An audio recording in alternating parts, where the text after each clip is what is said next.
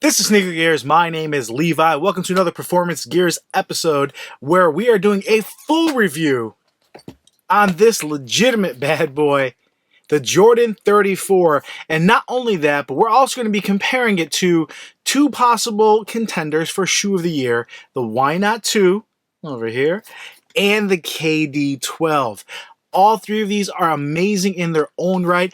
And as we go through the review, you're going to find, depending on what kind of player you are, what kind of foot you have, what your playing style, all three are going to be amazing. And if you read a review or follow someone who says this is the best shoe or that's the best shoe, they're all right. It's just what is best for you. So I'm going to break it down, hopefully answer all those questions. And as always, give the video a thumbs up, subscribe down below. And if you have any questions, put them in the comments and I will hit you back. So let's get at this.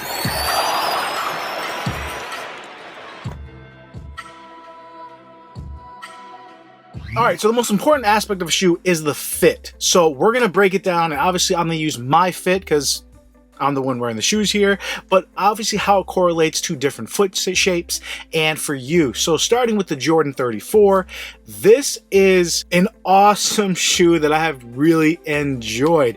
It is definitely wide foot friendly with that really stretchy mesh here. Now I had the opportunity to take a look at the new bread colorways that came out. This is the Blue Void, and they do use completely different uppers. Now the breads, I did try them on, and it doesn't have as much stretch as this, but it's still very giving. So if you have a wide midfoot, I think you're going to be just fine. Working way back really here, you're going to tell the way this shoe is constructed. You can see that blue line coming down. It's really just a heel cup. You can see right here. And then just almost nothing up here. So the containment where the lockdown has to pull you back into the heel makes a big difference, and it works very well. But the shape of this, there has been quite a few reports where if you have a larger ankle bone, if you've had any swelling in your ankle or surgery in the past, or anything that's not perfect, you're gonna feel a little bit of discomfort back here. Now I can tell you, based on all reports people I've talked to, both online and personal, that it does break in, it does mold to your heel. So if you have any discomfort while you try it on, just take note, you're going to be okay. But also take note, what socks you wear is going to make a big difference. You can't really wear thin running socks. You're going to want to wear something a little thicker, maybe basketball specific, and definitely something at least ankle high. Now, working away forward, going to the tip here, you're going to see this plastic right here. And as you can see, that's right where your pinky toe is. So if you have a wide toe box, this is definitely something that may cause an issue. But this runs about a half size short. So when you go up a half size, which I recommend to almost everybody, that does alleviate some of that width right here. Myself, I went with a size 13, and this fits almost exactly like my size 12 and a half in the Why Not 2s. So even though this is going up a full size, really it's a half size in actual terms. So all my wide footers out there, you're probably gonna have to go up a full size, but with that I think you're okay. Everyone else, if you go up a half size, you should be all right. Now some people are still saying they just can't get past that, because although this is a softer plastic, at the end of the day, if you have a wide toe box, it's very possible you may not have a comfortable fit. Now talking about those who can't wear this shoe, because of the eclipse plate right here, and because of how it propels you forward and how that system works, and I think it's all kind of built in, it does have a moderately pronounced arch. If you have a flat foot, you are really not going to be able to enjoy this shoe. So I just talked to someone literally at the Nike store where he had a wide foot and a flat foot, and he just can't fit in the Jordan 34, and that's okay. Even though it's an amazing shoe, fit is the most important part, and if you can't get a good fit, doesn't matter what the shoe does. And you're going to find all three of these fit different. So that's why this is the most important aspect. So you're spending a little bit more time on this. But if you guys have any questions, hopefully that goes over who this is going to work for and who it's not going to work for.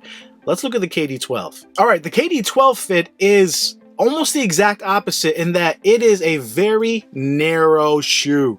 No matter how you cut it, this thing is not for wide footers. Even if you go up a half size, even if you go up a full size, it kind of doesn't matter. Now, if you have a wide midfoot, this material with that quad axial flywire does mold and give. My foot, I don't know if you guys can tell here, it almost is molded right where my foot sticks out right here. You can almost tell right where that plastic is. So I fit in this shoe pretty decently. To see how it fits, I'm gonna use a little example here. It fits, and pretend this is my pinky toe, like that. I feel like my foot is being crushed in there. Now, having some amazing shoes in the last recent months with the KD12 and how this has fit my foot with the Jordan 34, the fit on this, I was like, man, I'm not gonna be able to enjoy this as much. It's just too tight. I have been putting these through the paces to make sure this is a fair comparison, and even putting this through a 2-hour run, I can still enjoy it. So there is some break-in where if you have a wide midfoot, you may be okay. But if you have a wide toe box, because of this foam and because of how narrow it really starts to get right at the toe box, wide toe boxers, unfortunately, it's just not going to work for you. Now, this is also one of those shoes, after I'm done playing with it, I'm ready to take it off. It's not... Even though it is supremely comfortable, we'll get to the cushion, because it's so tight, this is not a shoe I want to wear all the time. Even though I would love to rock this setup casually, it is just tight on my foot, especially having other shoes that fit so much better on my foot. Now, working our way back into the heel, all of these shoes, and if I didn't mention before, if you have a high instep, all three have a traditional tongue. You're going to be just fine. This, it does have no issues with the heel, as far as it's a little bit stiffer back here with an internal heel cup. It's well padded throughout the heel, so you really do have a nice containment on this. The fit overall, I do enjoy, but for playing, not for casual. It's not something I'm looking to wear even off the court. Now, as far as if you have a high arch or a flat foot, it doesn't matter. This uses that full length Zoom Air insole that's completely flat. You can use your own insole if you do need additional arch support, but otherwise, this is a really amazing shoe that if it fits you great, you're gonna be able to enjoy a lot of things. All right, wrapping up is the Why Not 2, and the reason I saved this for last, this is gonna be the quickest. This is true to size, and this is going to fit about anybody. There's nothing special about this shoe as far as the fit. If you have a wide foot, I think going up half a size is perfectly fine for anybody, whether they have a wide foot, a wide toe box, whether you have a high instep, anything special. If you have a Morton's toe that comes up, it runs a little bit wider in the toe box, but not so much of a narrow foot. You're gonna have issues just because it has a tremendous amount of lockdown. This shoe is gonna be the most accommodating to the most people, which is why overall this has been my shoe of the year, simply because a lot of people can enjoy it no matter what kind of foot you have. Now we're gonna go right into support, starting with easily the most supportive shoe in this collection, as well as one of the most supportive shoes on the market, period. Now the two knocks against this shoe, and maybe three, is one, it's on the heavier side. It's not a heavy shoe by any means. This doesn't feel like it's a tank, but it's definitely not as light as either one of the Jordan 34 or the KD12. But it's something where if you want a light shoe, or if you put it on and you notice it, because it has all this support, a triple heel cup, the double lockdown on the midfoot, the additional strap on the toe box, some players do feel like it's just too much shoe because of the weight, because of the support. And I do want to offer a shoe that I'm not reviewing, but give it a kudos. The Jordan Why Not 2 SE is really a nice compromise between the 34 and the 2. It's much lighter than the regular 2. It has quite a bit less support, even though I think it's still more supportive than the Jordan 34. And it's just a nice compromise, as well as it does have drilled out holes in the bottom, again, to accentuate the lightness, but also to give it a little more flexibility. So overall, the SE is a shoe I really can recommend. If you're wondering why aren't you reviewing it, why don't you have it, Levi? Well, I already have this one and I already have the 34, so having something in the middle kind of doesn't make sense for my collection, since I'd rather have something with more support. Having dealing with a few injuries over the last few months, this shoe with additional support has been really welcomed in my collection. Now, usually when I talk about support, you have your lockdown, you have your containment as far as holding you in laterally, and then you have the stability. Now this is right in the middle in terms of stability, even though it's decoupled, because it has kind of these ladders or teeth that interconnect. It has a very smooth transition, but if you notice, it is just slightly rounded So it does have a little bit of instability. Same thing on the back here. Not much. I think it's a nice balance between the three shoes here, but it's something to keep in mind if you want something very flat, very stable. This is not quite there, but what this does is when you have these rounded edges with such a bigger shoe, essentially, it's kind of like when an SUV or a big SUV has kind of those black strips on the bottom of it. It hides the fact that the SUV is so chunky, makes it look a little bit thinner. These rounded edges allow you to move just a little bit quicker on a shoe that otherwise might be a bit too heavy depending on the player. All that being said, I hope you're not taking it as a negative. I can recommend this shoe to almost anybody, and if you don't like this shoe, then the SE takes it a step further. And then if you don't like it, we have the 34 and KD12 that really cater to a variety of players and styles, where one of those four is really going to hit it home. So we talked about the Why Not 2. Let's kind of go in reverse here. We'll go to the KD12. All right, the KD12 with its quad axial flywire really does an amazing job with containment, especially coming from where we had the KD11 that had almost zero containment with the Flyknit. Although very comfortable, very wide foot friendly, fit-wise was nowhere near the level of containment this offers, and it's quite surprising. This plastic kind of shank plate that goes all the way through a support does give enough stability you feel secure. So it does take a little bit to trust this shoe when you start playing hard, as far as is it going to hold you in as far as containment. Lockdown with the tongue and the way it laces is fantastic, but again, we're going to separate the support and now talk about stability. This is definitely a rounded shoe. I don't know if you guys can tell here on both sides. So what that means is you're getting much less stability than either one of these two with the 34 or the Why Not 2. This is going to be very akin to if you have played in a Kyrie line before, where it has that rounded edge. So this plays where you feel like you're a little bit quicker. It allows you to keep that contact with the ground. If you're taking off, you kind of are able to keep contact no matter how your foot lands. But the flip side of that, even though I enjoy this, and it does feel like you can be very shifty, there's not as much stability. You can tell there's no outrigger on here, and although because the containment has really kept me locked in while I'm playing, I haven't really noticed any issues. I did do a video just showing if you put enough weight on it, or if you land on someone's foot, your foot is going. There's nothing here to really protect it. So if you've had injuries in the past, or you're playing and you just don't have that confidence when a shoe is not giving that additional support or stability, I could see why you may not want to play in this. I can say it works well.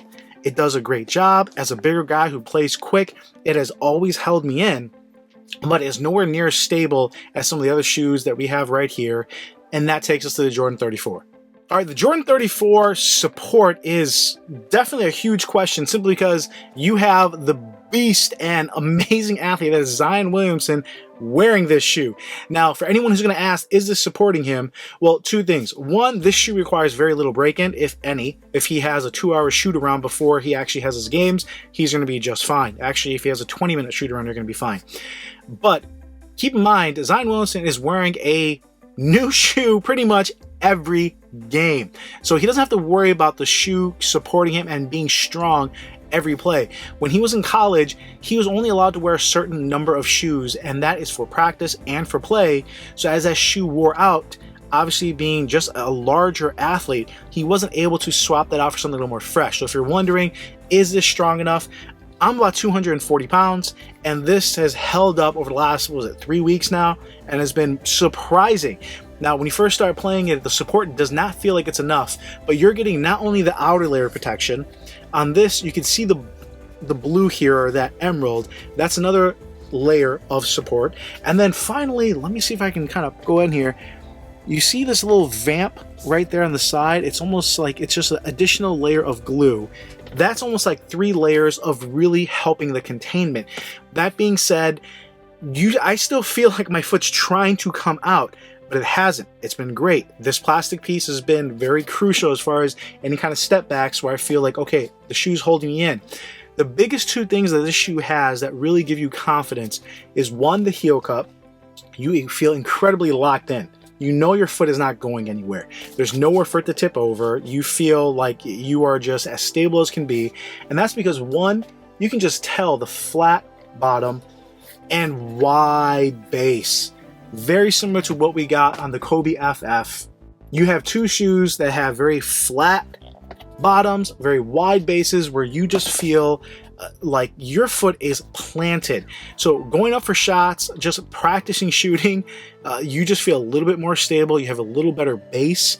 And if you've had any issues or concerns with injuries, or you just want a little more balance, this is going to give it to you. Now, like I said before, this takes a little bit of trust. This does not have the level of support the Why Not 2 does, or the level of containment the KD12 does, but because you have that locked in feel, because you have a lot of stability, the overall support is still really nice. Now, all of the colorways so far have been, there's only 2, different materials.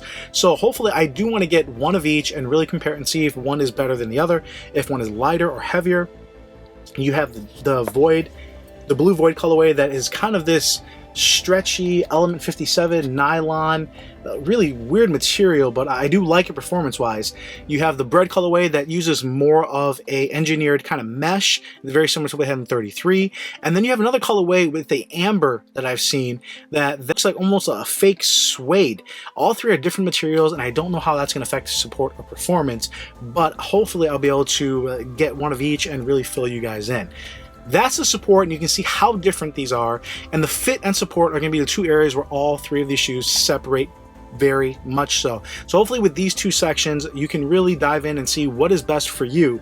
But we still have kind of the meat and potatoes, the cushion and the traction, so let's jump right in. All right, the cushion on all 3 of these are amazing in their own right. They really are. If you own any one of these, you can attest the shoes are amazing. If you own one and you're looking to get another, you will equally be impressed by the other shoe. There's going to be some slight differences and benefits, so depending on your playing style, that you may enjoy more. But as long as you have a good fit on any one of these, you're going to be able to really be impressed. So obviously this is the 34 review. Let's start with the Jordan 34. And what's special about this is it is very much like all those running shoes that have carbon fiber plates nowadays. So if you've seen the Hoka with their Carbon X, or Nike and their own Vaporfly, where if you've ever worn a Vaporfly, and I just had a chance to try on the Vaporfly next, it really feels like it's just pushing you forward. It's an amazing feeling. This is giving you that on the basketball court. Now, the best example I thought of was if you guys ever been on the court and your point guard brings it up and he gets it stolen. If you're on the wing, and I'm usually kind of a shooting guard, you see that happen and you have 2 choices. You can either say, "You suck, stop getting the ball stolen," or you can take off like Clay, where, you know, he has Steph's back and he's always trying to get that defensive block. You can try to get that chase down block in that split second when you're trying to make that decision. All right, am I going on D and am I going hard, or do I say, "You suck, I don't care, get your lip, next play"? When you turn and just take that half step where you're thinking about it, this shoe is already pushing you forward. It made the decision for you. You're going. You're going to try to get that block. You're at least hustling. You're going to make it hard. If he blows the layup, you're getting the rebound. This, on any step, is pushing you forward. And on top of that, this is one of the bounciest zoom setups Jordan brand Nike has ever done. You're getting an incredibly bouncy shoe that is also pushing you forward. It's an amazing sensation that is not really like anything else in the market. Now, we've experienced levels of this on the Jordan 28, on the Jordan 29, the 30, where you have that little bit of propulsion, but nothing to this level. And because they've given the zoom bag room to move over here and over here as far as to expound and contract, this is something I think is going to hold up much better than the 28 and 29, where you had a lot of the zoom bags popping, being in the foam still, where I just think this is hopefully going to be a little bit more durable. Now, the heel cushion as well, it does have a thickly stacked hex zoom. Normally I would say, hey, it doesn't really make a difference, but on landing, I had a few landings where I landed on the heel, I felt it, I'm like, oh man, that feels pretty nice. The Why Not 2s, even though I don't really land on my heel that often, I still get a little bit of shock with nothing in the heel there. Not much, and after playing the Why Not 2 for I don't know how many months here, it's felt like a year already, I haven't really experienced that too often, but it's something having that little bit of heel zoom does make a difference. Now, if you are a heel to toe striker, that's another issue. Because this shoe wants you to kind of push off right there, it's not as smooth of a transition as you would want. Even though for me, I'm always on my midfoot and the balls of my toes, I feel like it's amazing because right when you take off from your heel, you feel like this shoe is really trying to get you going forward. But depending how you run, depending on your style of game, you may not feel that is as comfortable as the smooth rider that is the KD12. The KD12 is just the smoothest cushion you're ever going to try. That's a really weird word. It's like silk. I'm describing food or something. This cushion is easily one of the best cushions of all time, Hall of Fame level, and I just called the Jordan 34 amazing. I just said that was unique to anything. So is this. It's really unique. Now, this is giving you a full-length zoom right under your foot, so you immediately do feel a little bit of the bounce. And it's not as bouncy as that. I would say it's probably 40 to 50% less bouncy, to give you guys an idea. So it's not twice as bouncy, the Jordan 34, but it is substantial. Now, also, because you have a little bit of foam underneath, that's a little bit thinner, and because the zoom itself is a little bit thinner, you still have a surprising amount of court feel. Now, the Jordan 34 doesn't really have court feel, but because it's pushing you forward, it compensates. So if you're looking for court feel, the Jordan 34 is not really that kind of shoe, but at the same time, I don't think you feel slow by any means because it's not only bouncy, but pushing you. Whereas this, you feel the court, you feel quick, as well as you still have the bounce and the cushion. It's just this unique combination that is absolutely beautiful, where it's just super well balanced, and I don't want to say balanced, but super well compromised. And what's nice about that is you still have a nice heel zoom that makes it double stacked, where you're getting a little bit more heel cushion than even the Jordan 34. And again, if you guys saw the Kobe FF review I did, both of these shoes are incredibly well balanced. I should definitely do a review in comparison of these two. This just gives you a little bit less bounce and more court feel. This is giving you a little bit more bounce and a little bit more cushion, where they're both straddling that line of just a really nice balance of someone who wants something quick and someone who wants something with a lot of cushion, where, again, as long as this shoe fits you, this is an incredibly enjoyable shoe. Now, historically, with the KD line, take note, they have changed up the cushion pretty much every KD, except for the 10 and 11. So if I'm betting, I'm going to say the KD13 is probably going to have a totally different cushion setup, meaning this is a shoe that you may want to double up on or triple up on, because the cushion is that amazing. I've been struggling to get a second pair simply because the fit is not nearly as good in my foot, but the cushion is that good. If you can get a good fit, this shoe is amazing. All right, the Why Not 2 was my shoe of the year. And why is that? Because this almost feels like the perfect accumulation of what Jordan Brand has done over the years with the 28, the 29, the 30. Kind of skipped the 31 because that had its full length zoom and a little different. 32, 33, where they do that big 4-foot zoom. You kind of have that flight plate. Now, this isn't a full flight plate. This plastic shank does not go all the way through, but I believe it does go a little bit. You are getting a little bit of that propulsion that you're getting from the Jordan 33 or 34, but you're not getting it on that first step. The Jordan 34, as soon as you walk in it, you feel like the shoe is pushing you. This takes some running. It wants you to move fast. This is a shoe that as soon as you start sprinting, it's pushing you along. And I did full sprints with both of these shoes on, and when you get up to speed, right around I was about half court, very, very similar, but just getting going. Now, if you're asking, did you play with both of them on? I'm not playing with both of them on because the weight difference, the height difference is definitely very different, so I didn't want to just throw myself off. But just doing some sprints, I really did want to compare the cushion. This does have way more foam. It's an injected Phylon, so this has a little bit more kind of impact protection. You feel it absorbing that impact a little bit, and this has probably 85% of the bounce that does. It has a majority of it, if not maybe a little bit less, but I'm almost going to say 95%.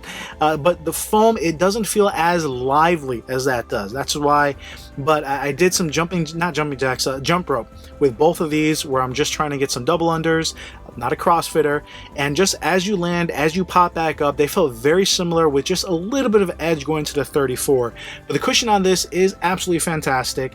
The propulsion it gives you up until the 34 has been the best you've seen, and the injected Phylon is still really nice. Now, because I did feel a little bit of shock in the heel, wondering if that foam is starting to give out, because I haven't felt that at any point until really starting to test the 34. So I do have a fresh pair, dead stock, that I'm going to break out just to see if that's the case. But overall, the cushion on this is still something that I think everyone can enjoy. If you get the SE version, again, you're getting something a little bit lighter, a little bit more flexible. And if you've heard of some of the stories where this area of the Why Not 2 is ripped, it's because when it flexes forward and pushes you forward, you have this large zoom bag and this just giant piece of outsole rubber, and there's really nowhere for it to give. So I can understand where that is coming from. The SE with those the holes drilled in there definitely gives it a little bit more flexibility and going to be a little bit more durable for you. So if you're looking for a little bit better value, the SE or the KD12 is definitely going to give you that little more bang for your buck. And finally, traction. If you notice, I'm keeping all the shoes where they are because I just want to go through it really quickly. The KD12, having played in that quite often over the last few months, I can't even tell you when it actually came out. In my testing in the last few weeks, specifically in this last week, where I've really been putting it up against the 34, the traction has been nowhere near as good on dirty courts as 34. Doesn't even stand a chance. On a clean court, it is great. And the nice thing about the KD12, and I have said before, it is consistent. I feel it gathering dust, and I kind of know when I'm going to slip. I know if I take a hard jab, like, yeah, it's not going to grab that. I need to take it easy. And if I push it, and I'm like, well, you know what? Let me try it. I slip because I know it's in it. So I was doing some just suicides with both of these on either foot, and when you try to stop and come back, I knew exactly when the KD12 was going to slip, and I knew when it was going to bite. So I had to do much more wiping on it, and on a dirty court, it just wouldn't stand as much. Now, one, it means the shoe gives you a lot of feedback, and it means it's very consistent. But two, I can tell you the herringbone used on the Jordan 34 just works. It's not squeaky, it's not the hardest bite, but it's been super enjoyable on any of the courts I played on. I played on, I think, 5 different courts, did a couple full court runs, 32s, 101s, and it just always held up with no issues, no matter how dirty or clean the court was. Now, compared to the Why Not 2, I still think the Why Not 2 has a little bit better traction. That circular setup, let's grab it here. It's a little bit deeper grooves. It just bites a little bit harder. Playing them side by side, I did feel, and not even playing, like I said, when I was doing my sprints, I did a couple stops, and again, that's not a true test. I have played in this a lot. I played in this a lot in the last 3 weeks, and if you're going to tell me which one is the best traction, Levi, if both of these really fit you well, and the cushion is equal to you, and you're saying, hey, I just want the best traction, come on, Levi, which one is it? I would still say the Why Not 2 is going to be a little bit better traction. And that's taking nothing away from this. This is still really good. You have 2 amazing options here that are clearly a step above what we got on the KD12. But between the support you need, between the difference in weight on these, and between how they fit, I think all those are going to factor in before the traction, where I can tell you, no matter which one you pick, you're going to be able to enjoy the traction on either one of these. All right, wrapping it up, if you guys want to know what my favorite shoe is, it's probably the Jordan 34. Just the way it propels me forward, the way it fits my foot, how light it feels, and that's saying a lot. Now, does that make it the shoe of the year? Possibly. We still have a few other shoes coming out that I'm excited to try, and I definitely want to give it its due diligence between what is going to be the best shoe for each category. And hopefully, if you've watched this full video, I've broken it down enough where you feel you can pick the best shoe for you, because all 3 of these are legitimately amazing in their own right. But Jordan Brand did a heck of a job in 34. It really does feel like their kind of 3rd evolution or 4th evolution of the brand, coming from the 28 when they kind of came back. Now the 34, where they're coming back, where they're putting performance first. The different colorways they're able to do, the different materials they're using. This is something I definitely do want to double up on, and we'll see what colorway I get next. Doubled up on the Why Not 2, and it's when a shoe is so good you want to get more pairs. That's saying something. All 3 of these fall into that category. If you're going to say what's the second best, and for me personally, man, it's going to depend what I'm looking for. I would say the KD12 is going to be second best, just because I love that smooth cushion, that transition. It's just incredibly comfortable. But if I need the support, if I'm dealing with any ailments or issues, I can't fault the support on the Why Not 2. It holds me up. It's a shoe I can trust. When I put it on, it's shoes I know it will perform, and it's one of the ones I keep in my bag. And hopefully, if you guys know, if you're keeping a shoe in the bag, it's for reasons, because you trust it, it performs, and no matter what you do, it's gonna hold up. So all three of these are amazing, and hopefully that answers a lot of questions, guys. It's a little bit longer of a video, but if you liked it, again, give it a thumbs up. I know I already said that already. Subscribe to the channel. Let me know what you guys are looking for if I did miss anything. As always, this is Levi with Sneaker Gears, and I'll come at you later.